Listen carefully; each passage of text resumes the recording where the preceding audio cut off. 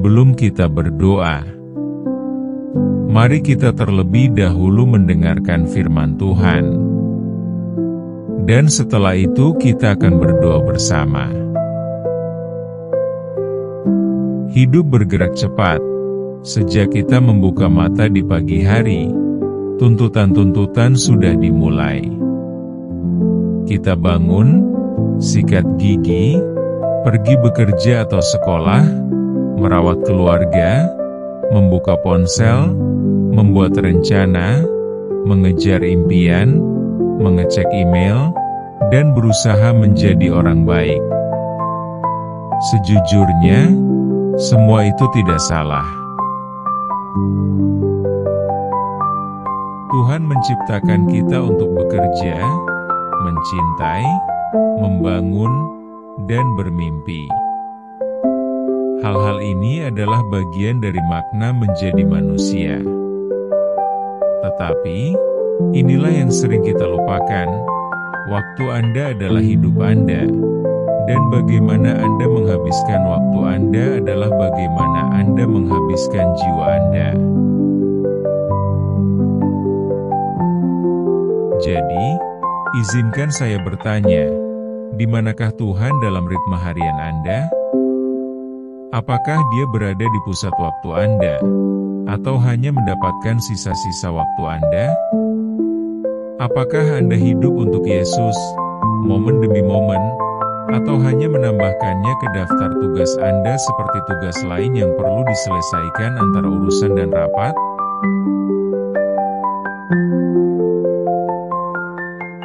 Kita hidup di dunia yang terus-menerus menarik perhatian kita. Ponsel kita berdering, pikiran kita berlarian, kebisingan hiburan, berita, dan media sosial mengelilingi kita seperti badai. Kita tertarik ke 1000 arah, seringkali tanpa menyadarinya, dan perlahan-lahan, dengan tenang, hal-hal yang paling penting tenggelam. Namun, bahkan dalam segala kebisingan ini, saya percaya dengan sepenuh hati bahwa Tuhan masih berbicara. Dia memanggil kita kembali ke ketenangan, kembali kepadanya. Pertanyaannya adalah, apakah Anda mendengarkan?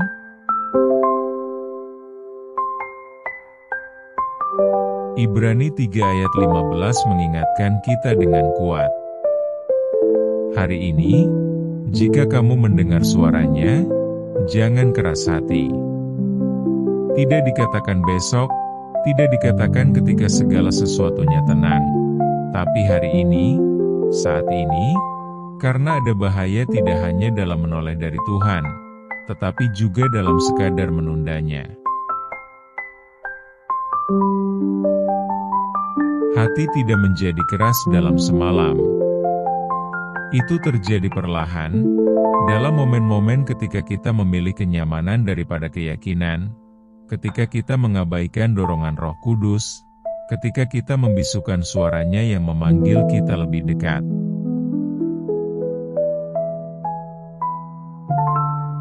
Amsal 28 ayat 14 mengingatkan kita. Berbahagialah orang yang selalu takut akan Tuhan, tetapi siapa yang mengeraskan hatinya akan jatuh dalam kesulitan. Hati yang keras tidak selalu terlihat pemberontak, terkadang terlihat seperti apati, terkadang terlihat seperti kesibukan rohani tanpa keintiman sejati, terkadang terlihat seperti iman yang lebih tentang rutinitas daripada hubungan.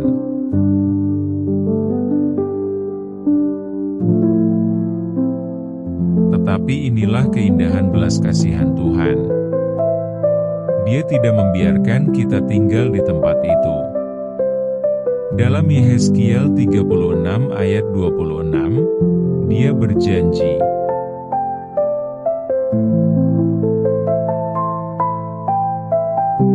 Aku akan memberikan kepadamu hati yang baru dan menaruh roh yang baru di dalam batinmu.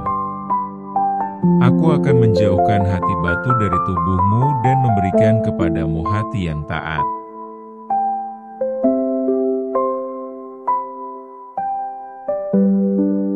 betapa luar biasa tawaran Tuhan.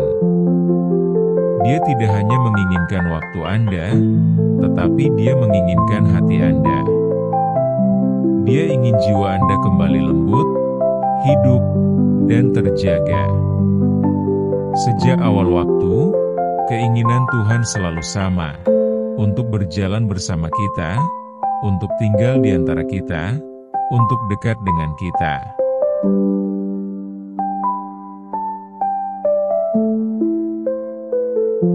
Bahkan ketika kita berpaling, Dia terus menjangkau. Ketika kita sibuk, Dia masih mengetuk.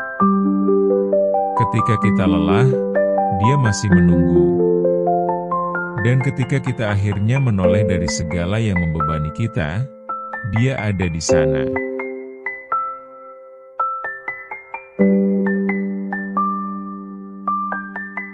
Yesus menggambarkan kedatangannya seperti perjamuan perkawinan, sebuah perayaan yang melampaui apapun yang dapat ditawarkan dunia ini, dan Anda diundang. Pertanyaannya adalah, apakah Anda telah menerima undangan itu?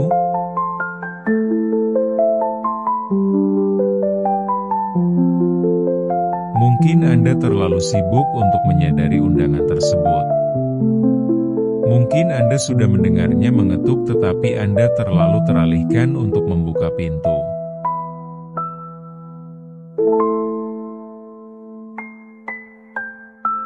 Mungkin Anda sudah memberitahu diri Anda bahwa suatu hari nanti Anda akan serius dengan Tuhan.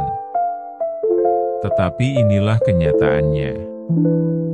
Suatu hari tidak dijanjikan, besok tidak dijamin, dan kekekalan terlalu penting untuk ditunda.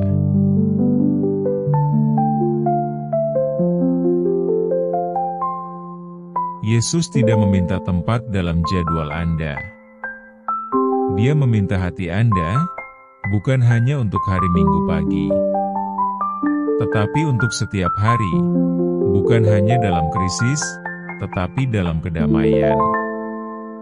Bukan hanya sebagai nama dalam doa Anda, tetapi sebagai pusat hidup Anda.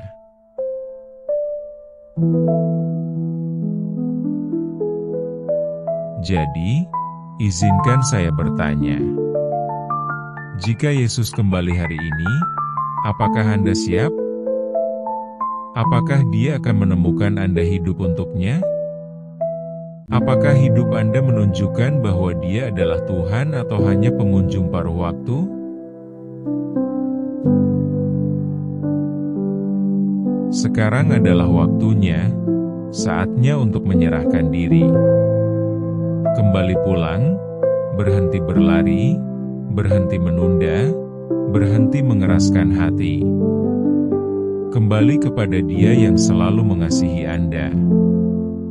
Kembali kepada Dia yang memberikan segalanya untuk bersama Anda. Kembali kepada satu-satunya yang dapat mengisi kekosongan dalam jiwa Anda. Undangannya masih terbuka, tetapi tidak akan selamanya. Hari ini, jika Anda mendengar suaranya, jangan keras hati. Biarkan Dia masuk, biarkan Dia mengambil roh Anda yang lelah dan memberinya kehidupan lagi.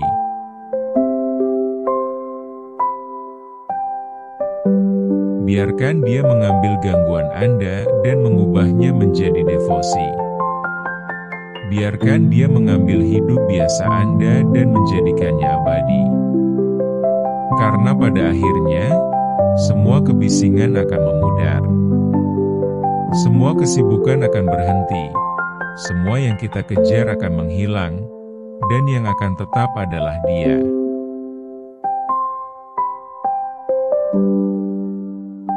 Pilihlah Dia hari ini dan setiap hari. Sekarang mari kita sejenak berdoa bersama. Tuhan Yesus yang terkasih, ampunilah aku untuk setiap saat yang telah kuhabiskan mengejar hal-hal yang tidak pernah dimaksudkan untuk memuaskan jiwaku. Aku telah mengejar pengakuan dan persetujuan, berusaha untuk dilihat, dikenal, dan cukup di mata orang, hanya untuk menyadari bahwa semuanya tidak memenuhi kerinduan dalam hatiku.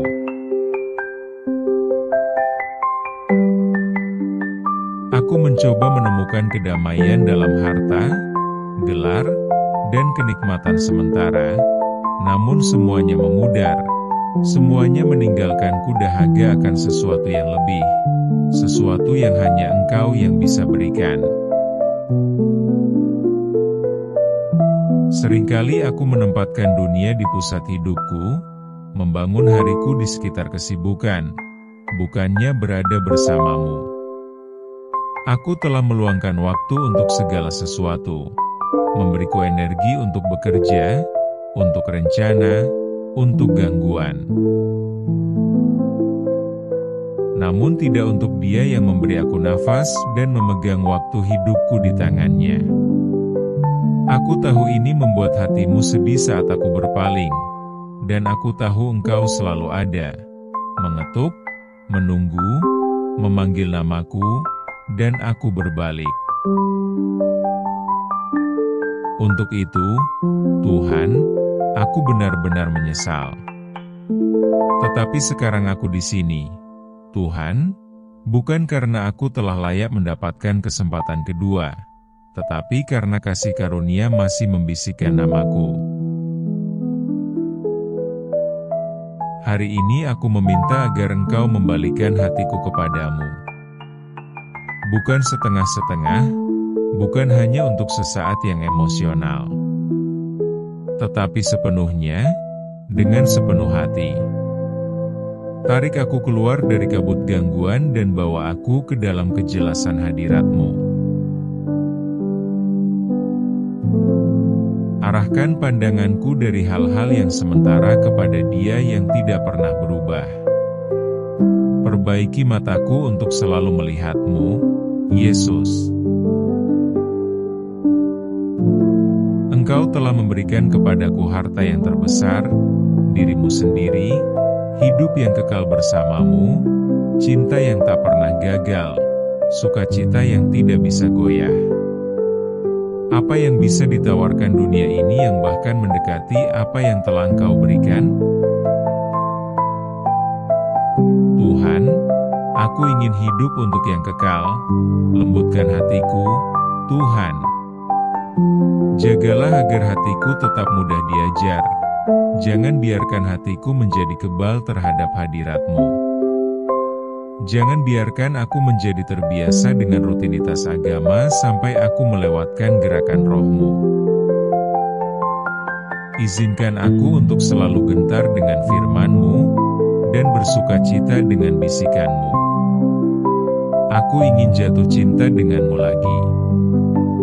Yesus, berikan aku hikmat dalam hari-hari yang membingungkan ini, hikmat yang tidak terpengaruh oleh tren atau godaan. Tolong aku mengenali jebakan musuh, tidak peduli seberapa indah tampaknya. Ketika kompromi memanggil, tolong aku menjawab dengan keyakinan.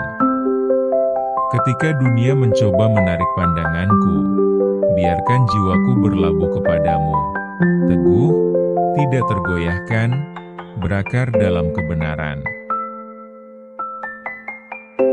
Tuhan, hidupku ini begitu rapuh, singkat, dan tidak terduga.